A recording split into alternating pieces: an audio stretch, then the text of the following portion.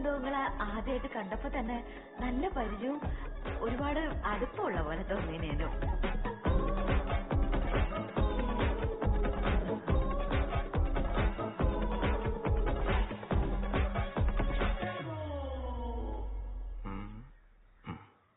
അവിടെ അമ്പലത്തിൽ ചെന്ന് കണ്ടതും പിന്നത്തെ ഇതും ഒക്കെ കൂടെ നോക്കുമ്പോ അയാൾ പറഞ്ഞിടത്തേക്ക് കാര്യങ്ങൾ പോകുന്നത്.